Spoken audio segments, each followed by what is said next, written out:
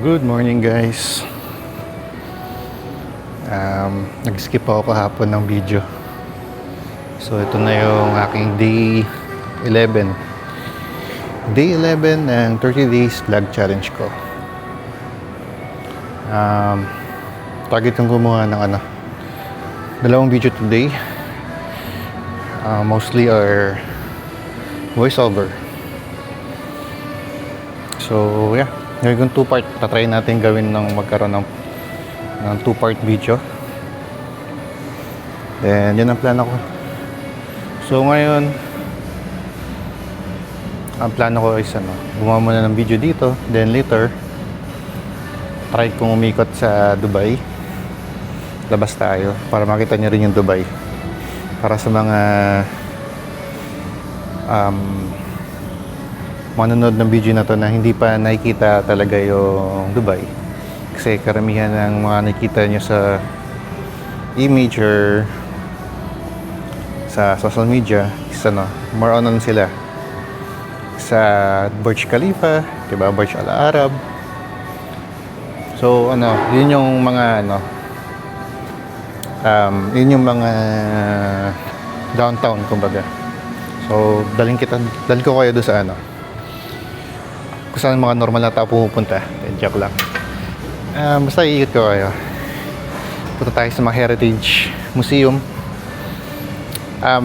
Next week pala may plano akong pumunta. Target kong pumunta doon sa sa Coffee Museum. Actually nasa yun, bandang Sindaga. Malapit yun sa mismong Heritage Museum nila. So may kasama ako isang Pilipino din. Siya barista. So lalabas kami, then explore namin yung mga iba't ibang coffee na na pwede naman makuha dito sa Dubai. Ayun, yun lang naman. So enjoy mo nyo muna tong video na to. Then plano kong gumawa ng voice over para i-mix ko yung voice over sa aking live para diba hindi nakakaumay. Anyway, then sa video gagamit din ako ng mga past video ko, siguro relapse ng progress ko. Aray ko po. Kasi mga una hirap pa ako magsalita, hindi pa ako confident sa harap ng camera. Ngayon medyo okay na, or dahil siguro mag-isa lang ako ngayon dito.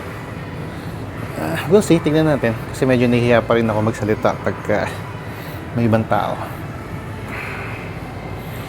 Anyway, wala ngayon si Coach Kael. Baka naka-off.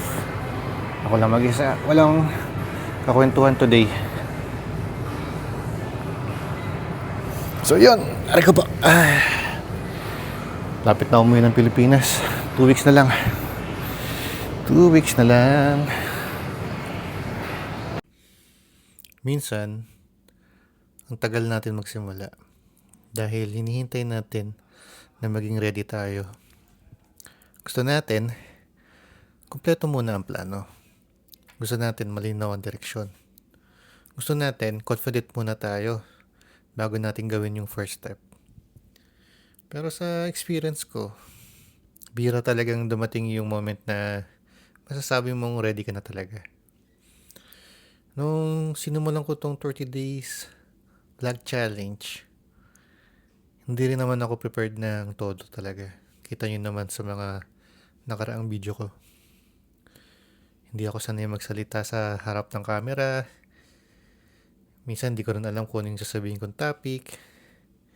Minsan paulit-ulit lang yung sinasabi ko na yung mga gusto kong sabihin.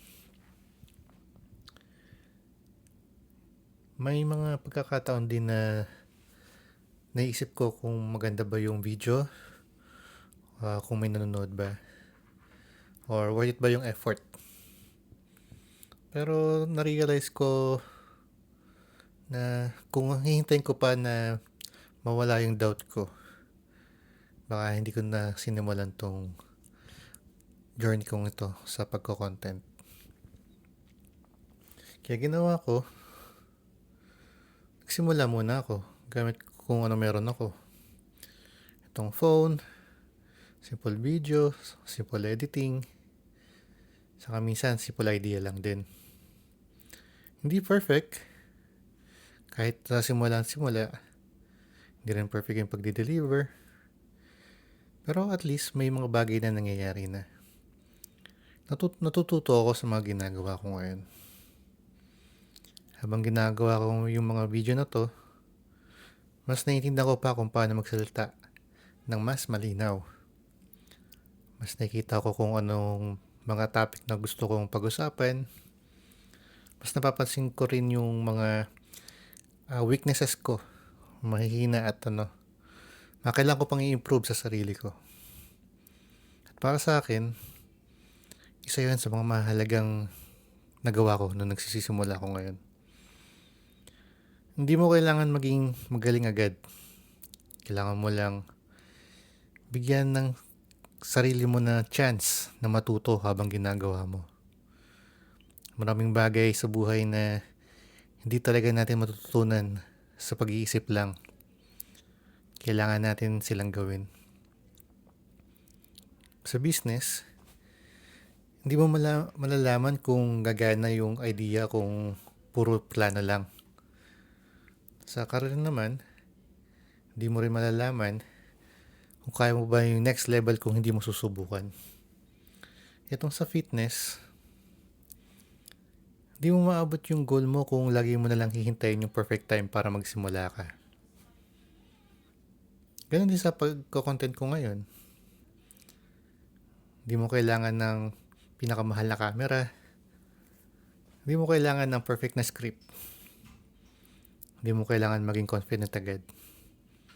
Kasi minsan, yung confidence, nabubuo lang yan pagkatapos mo gawin ng paulit-ulit. At minsan, nagiging ready ka, hindi bago ka magsimula, kundi dahil nagsimula ka na. Kaya kung may gusto kang gawin ngayon, pero natatakot ka, nalilito ka, o feeling mo kulang ka pa, subukan mo lang gawing simple. Huwag mong isipin agad yung buong journey. Tanungin mo lang yung sarili mo. Ano yung isang maliit na bagay na kaya kong gawin ngayon? Pwedeng isang tawag, isang application, isang workout, isang video, isang maliit na step. Hindi kailangan malaking progress agad. Ang importante, gumagalaw ka. Kahit maliit lang yan. Kahit sa bawat maliit na hakbang, mas nagiging malinaw yung direction mo. Mas nagiging confident ka. At mas nagiging handa ka para sa mga susunod. Hindi mo kailangan maging ready bago magsimula. Minsan, kailangan mo lang magsimula para maging ready ka.